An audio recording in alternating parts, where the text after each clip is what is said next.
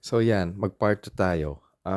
Yun nga, yung sinasabi ko. Sabi ko sa kaibigan ko, alam mo pre, yung paghihirap naman natin dito sa Middle East, yung sacrifice natin, yung mental torture, hindi lang dahil ngayon sumiklab ang giyera eh. Dati na yan eh. Sinasabihan na kita noon pa. Um, Pagkasahod natin, parang dumaan lang yung pera natin sa ating mga kamay, diretso siya sa Pilipinas. Tayo, swerte na tayong makakain tayo sa, alam mo, fast food noon. Tatandaan ko nung nasa Middle East ako sa Dubai. Pagkasahod, diretso yan sa Banya Square. Mayroon yung UAE Exchange dati doon na pagkatapos mong um, magpadala diretso ka sa Golden Fork Restaurant or kaya sa KFC. Yun lang yung pinaka treat mo sa sarili mo.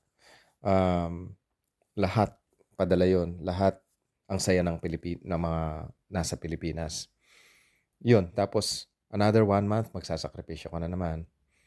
Uh, well, okay naman nung nasa Middle East. Don't get me wrong, kasi wala ka nga namang aalalahanin kasi especially nung ako nasa government employer namin. So, libre yung accommodation, libre yung um, uh, food, transportation. Kumbaga, yung inaalala mo lang talaga is your, ano, um, yung sa Pilipinas, yung remittance. Ano? So, wala kang binabayarang bills. Yun yung number one. Walang bills. Pero, real talk tayo. Magpakatotoo tayo. Yes, libreng accommodation.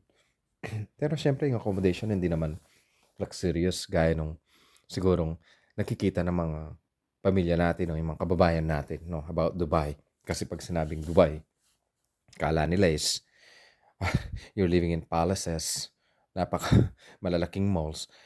I mean, it's so uh, in contrast with the reality na nararanasan mo doon. I mean, yeah, I was there 20 years ago, no? Nung wala pa yung mga naglalaki yung mga building, mga Burj Khalifa na yan.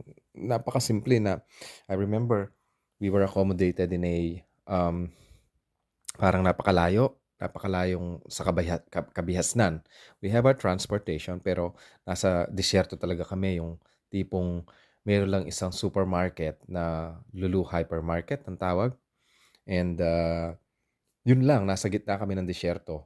Kumbaga, yung accommodation namin away from the city center or yung tinatawag na cosmopolitan, no, ng Dubai. So, tapos yung kwarto mo is like what? Ah, isang kwartong napakaliit na tapos magsisiksikan kayo doon ng kasama mo. It's like, alam niyo yun, mas maganda pa yung kwarto mo sa Pilipinas. Ah, but we have to endure that kasi it's sacrifice, ika nga eh. Pero hindi to alam ng mga pamilya natin, ng mga kakilala natin that nandun tayo for years and years na hindi nila alam na nandun ka lang naka-accommodate sa isang kwarto na may air condition lang. Pero hindi nila alam mas maganda pa yung kwarto nila, mas maganda pa yung tirahan nila, yung bahay nila, kumpara sa'yo na nagsasacrifice. Ano? Nakakatawang nakakalungkot. You know, when I look back, I thought, I survived. I survived the Middle East.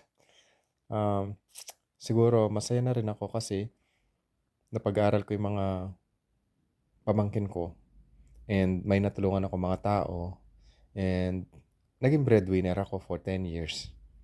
Yung tipong at pagkalapag mo pa lang ng Dubai, yung first month, yung salary mo, bigay na kagad sa family for 10 years. Walang skip na ginawa. Every month yon for 10 years. See? Hindi ko alam paano ako nag-survive at paano pa ako nakaipon ng konti. Um, Yun kasi ang yun, yun yung tinira ko lang sa sarili ko. Sabi ko, siguro mga third or fourth year, sabi ko, I don't want to stay here. Gusto ko mag-move out from this country.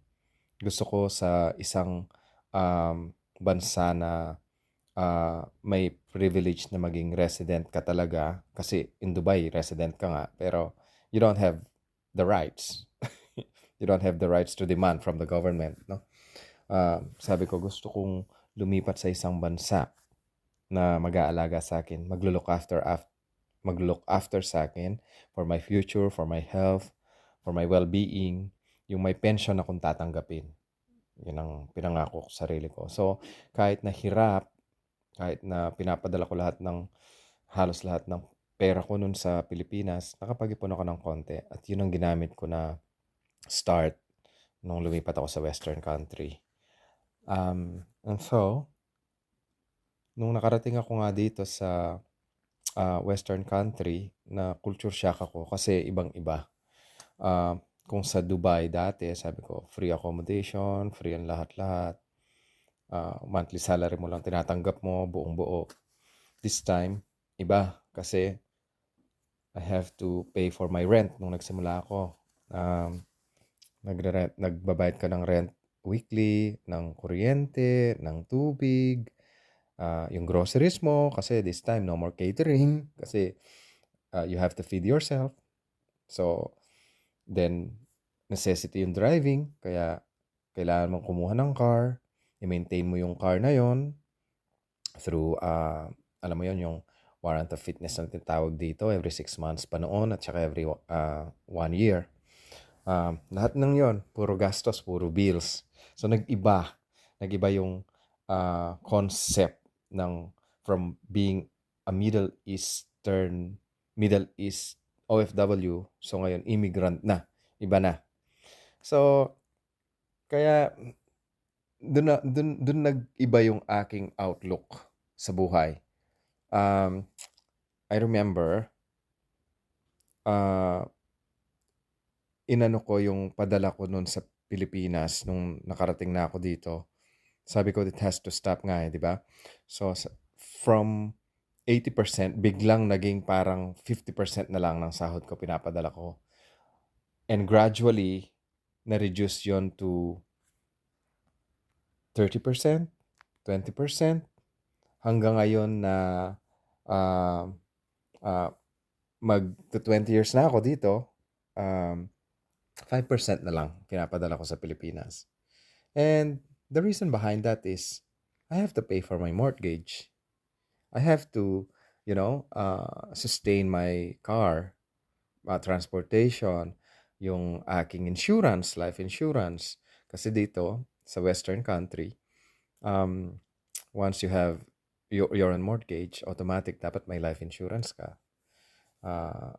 And then, of course, ang daming mga insurance na. Lumabas na lahat ng mga insurance. Pati insurance ko sa Pilipinas. Though, I'm a citizen of this country, kailangan ko pa rin kumuha ng insurance sa Pilipinas kasi just in case, pag mag-retire ako, kung ayaw ko dito, so at least mag-stay ako sa Philippines na may health insurance kasi hindi na ako Filipino citizen. Though, I can be a dual citizen. But let's talk about that later on. Yun.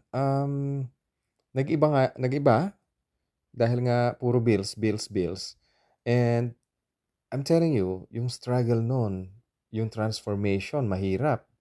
Lalong hindi naintindihan ng mga nasa Pilipinas kasi akala nila, bakit biglang ganon? Ba't bigla kang kumambyo? Ba't biglang nawala yung padala? Yung ganon, no? It took me years and years na-explain sa kanila. Na-explain sa kanila na this is the situation. Pero yun nga, dahil yung concept nila about being an OFW,